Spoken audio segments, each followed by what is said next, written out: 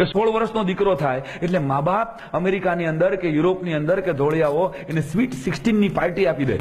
જેમ birthday party હોય, જેમ એનિવર્સરીની પાર્ટી હોય, એમ એના ફ્રેન્ડ્સને, એના ફેમિલી મેમ્બર્સને બોલાવી અને છોકરી કે છોકરાને સ્વીટ 16 ની પાર્ટી આપે જાહેરમાં કે 16મું વર્ષ બેસી ગયું છે બેટા, બધા એને એપ્રિશિએટ કરે. અને પછી એના બાપને એની મા એમ કહી દે કે બેટા નાવ યુ આર ફ્રી. હવે તારે જેની સાથે જીવન જીવવું હોય એની સાથે જીવ, તારે જ્યાં નોકરી કરવી હોય અહીંયા કરજે, તારે જ્યાં કામ કરવું હોય અહીંયા કરજે.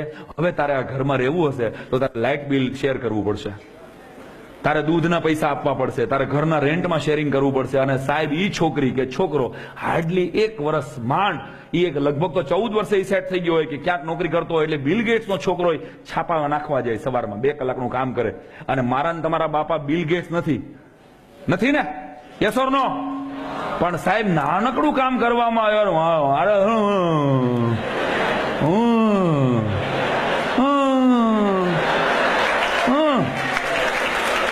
આમાં સમજી ગયા ને ક્યાં ક્યાં ડાયલોગ હોય. એટલે ભાઈ બિલ ગેટ્સ નો છોકરો, એમ હું એક ઘરે જઈને આવ્યો, પિનાકીન પાઠક નામનો એક માણસ, જે અમારો ઓમકારાનો ઓર્ગેનાઇઝર, અને બહુ મજાનો માણસ, આખા અમેરિકામાં ગ્રેનાઇટની બહુ મોટા, હું ફેક્ટ કહી રહ્યો છું, મારી પાસે જે મારી પાસે કિસ્સાઓ છે ને એ બહુ ઐતિહાસિક નથી. 1800 વર્ષ પહેલા આમ બન્યું હતું. મારી પાસે બહુ લાયક, કારણ કે મને ખબર છે કે આજના યુથને 200 વર્ષ પહેલા હું ઘટના ઘટી હતી એમાં બહુ રસ નથી. અત્યારે શું બની રહ્યું, તમે કોઈને મળ્યા હોય તો કે હું એવા 2-3 પાત્રોની વાત તમારી સાથે શેર કરી રહ્યો છું. પિનાકીન પાઠક, કરોડોનો આસામી, અમારો મેઇન પ્રમોટર, અને હવેલી જેવો બંગલો છે, 500 એકરમાં લગભગ હશે. એ બંગલામાં અમારો જમણવાર હતો. એટલે જમવાને અને આખા વર્લ્ડનું ગ્રેનાઇટ એના ઘરમાં હતું મેહુલભાઈ. અને બંગલો જોઈને આમ ચકાચોન આંખો થઈ જાય, વાહ દોસ્ત. અને પિનાકીનભાઈને વાત કરી, મેં કીધું તમે આમાં કેટલા જણા? મને હું ને મારી વાઈફ. તો મેં કીધું દીકરો? એટલે એને જરાક પોઝ લીધો. એટલે મેં કીધું સોરી, મેં કઈ ખોટું કઈ ખબર નથી હોતી. ઘણી બધી વાર દીકરો નો એને કયામાં હોય ને મારાથી પૂછાય. મને કે ના મારો દીકરો મારી સાથે જ છે, પણ એ સામે 90 એકર મારી જમીન છે ને એમાં રહે છે. આવડો બંગલો છોડીને 90 એકરની જમીનમાં છોકરો, મેં કીધું કરે છે શું? મને કે એને મારા પૈસાથી મતલબ નથી. એટલે એને એમ કીધું છે કે હું મારા 8 મિત્રો સાથે ઓર્ગેનિક ફાર્મિંગ કરવા માંગુ છું અને આખા વર્લ્ડને અમે જે ઉગાડશું ને વેચવા માંગુ છું, મારે તમારી પ્રોપર્ટીથી કાંઈ મતલબ નથી. મારા રૂવાડા થઈ જાય બેઠા થઈ ગયા. 1200-1500 કરોડનો આસામી હોય જેનો બાપ આવડો બંગલો, કે જે મેં મારી જિંદગીમાં નહોતો જોયો એવડો બંગલો હોય, અને એ છોકરો સામે 90 એકર જમીનમાં નાનું એવું ઝૂંપડું બનાવીને 8 મિત્રો સાથે રહીએ. મેં કીધું Pinakinbhai sorry to say you, પણ તમને મળવામાં રસ નથી, મારે તમારા છોકરાને મળવું છે. અને પછી એનો જવાબ સાંભળજો સાહેબ, પણ કે સાંઈરામ તો સોરી ટુ સે યુ, કે એ આવશે કે કેમ એની હું ગેરંટી નથી કરતો, કારણ કે એને કોઈ સેલિબ્રિટીથી મતલબ નથી. એના પગ ગારાવાળા હોય છે અને સવારથી સાંજ સુધી ખેતરમાં કામ કરે છે. મેં કીધું એ નહીં આવે એમ તો આપણે જવા તૈયારી, કારણ કે મને એ જાણવું હતું કે અમેરિકામાં બ્રોન એન્ડ બ્રોટ અપ થયેલો છોકરો, અને એના બાપની આવડી કરોડોની સંપત્તિને પાટું મારીને પોતાના પગ ઉપર ઉભો થવાની કોશિશ કરે. આ મારા માટે અને તમારા માટે બહુ મોટી ઇન્સ્પિરેશનલ ઘટના હતી. મેં એને વાત કરી, પિનાકીનભાઈ વાત કરી કે તને વાંધો ન હોય તો બધા આર્ટિસ્ટો આવ્યા છે મારા જ ગ્રુપમાં અને દે વોન્ટ્સ ટુ મીટ યુ.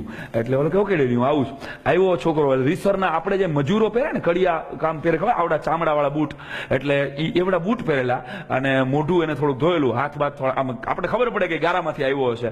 અને હાય, પછી મેં એની વાત કરી અને મેં કીધું, મેં ખાલી એટલું જ કીધું, મેં કીધું you have a confident that you will be success or not? કે ડેફિનેટલી. એના ડેફિનેટલીમાં મને જે મજા આવી છે ને સાહેબ, અમેરિકા સુધીનો મારો થાક ઉતરી ગયો. મને કે પપ્પા પાસે કાંઈ નહોતું, અને પપ્પા જો અહીંથી 40 વર્ષ પહેલા અમેરિકામાં આવ્યા હોય અને એક સાયકલમાંથી મર્સિડીઝ સુધી, અત્યારે લેક્સસ કાર 1.5 કરોડની કાર હતી એના ઘરમાં, એ લેક્સસ સુધી પહોંચી શકતા હોય, તો માને તો પપ્પાએ 90 એકર જમીન આપી છે, એટલે હું પપ્પા કરતા એક સ્ટેપ આગળ છું. સાંભળજો એનો કોન્ફિડન્સ, કે પપ્પાને કોઈ 90 એકર જમીન નહોતી આપી, મારા બાપે મારી ઉપર મને 90 એકર જમીન આપી છે. અને બીજી વાત કે મારા બાપે મારી પર ભરોસો મૂક્યો છે, અને મને મારી જાત સિવાય બીજા કોઈની મત ભરોસો નથી. સાહેબ આવા કિસ્સાઓ મારી નજર સામે જોઉં છું ને ત્યારે મને એમ થાય કે આપણે તો બીપીએલ, બાપના પૈસા લે. હા, પપ્પા કમાઈ છે ને 42 વર્ષ લગીના ઘરમાં બેઠા બેઠા ખાધા હોય એવા છોકરા આપણે જોઈ છીએ આપણી આજુબાજુમાં. માર્કેટમાં ગોતી લેજો એવા કેટલાય છે જે છે ને ઓલું પાણી ગાળીને પીતા હોય ને ગામનું લોહી ડાયરેક્ટ પીતા હોય. આવા કેટલાય હશે કે પપ્પા કમાય છે ને આપણે શું જરૂર, કારણ કે આપણી અંદર 16 વર્ષે સ્વીટ 16 ની પાર્ટી આપીને જો મમ્મી પપ્પાએ કહી દીધું હોત ને કે બેટા હવે 4 જણા જમવા જાય 16 વર્ષ પછી ઇમ્પિરિયર હોટલમાં બેઠા હોય કદાચ, તો દીકરો એનું બિલ આપે, દીકરી એનું બિલ આપે, બાપ એનું બિલ આપે અને માં એનું બિલ આપે. આ સાલું સાંસ્કૃતિક રીતે આપણે સ્વીકારી ન શકીએ, પણ એક બુદ્ધિથી લગાડો તો સાહેબ દીકરો 16 વર્ષનો થાય એટલે એ કમાવવું જ પડે, નકર બિલ બાપાને દેવું પડશે. આપણે તો ગામના નથી દેતા. મારી વાત ક્લિયર ઉતરે છે ને તમારે અંદર કે